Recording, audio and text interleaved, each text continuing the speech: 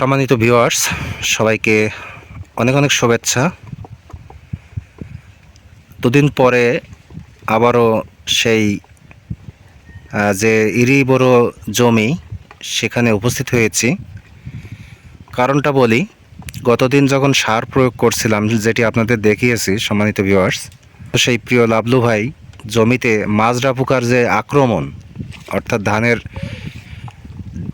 যে গাছ কেটে দেওয়ার আক্রমণ, সেটি দেখতে পান।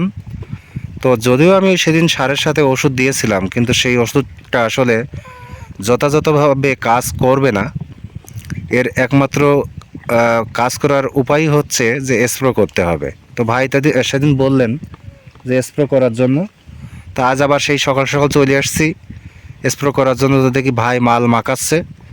তো কি মাল মাখাচ্ছে, কি কাজ করবে এই কীটনাশক বা ওষুধ বা মালে, সেটা একটু জানার চেষ্টা করি। আসসালামু আলাইকুম ভাই। ওয়ালাইকুম আসসালাম। ভাই কেমন আছেন ভাই? ভাই মোটামুটি ভালোই আছি। তা দর্শকদের দিকে একটু তাকান। টাকা নিয়ে ভাই সময় আছে এখন। আচ্ছা, তা আপনি কি মাল মাখাচ্ছেন ভাই? ভাই এই যে সেলামিন দিছি। এই সেলামিন। আচ্ছা, ধানে আর কি ভালো গজাবে। ভালো গজাবে তাই? ভালো গজাবে। আর কি দিলেন? আর এই যে এটা আছে ওই সেন্টেড কোম্পানি, কি বলে, রেডিমেড গোল। রেডিমেড গোল। ওটা ধান পাতলা রইস তো, ওটা আছে ঘন করে যাবে। আচ্ছা আচ্ছা, তাহলে এই কাজগুলো করবে। হ্যাঁ। আচ্ছা, পোকার কি করবে? এই যে আরেকটা আছে মাল, এই যে মাল, এই মাল পোকা দমন করে ফেলাবে। ও, পোকা দমন করে ফেলাবে। আচ্ছা আচ্ছা, তো এই সেই মাল এখন ঘুটে মাখাচ্ছেন? হ্যাঁ।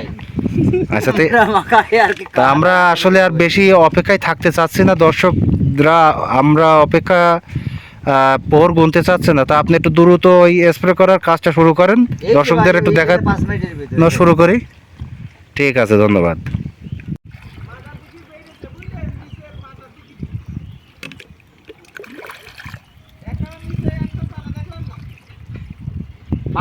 পানি কিরকম বাড়িস?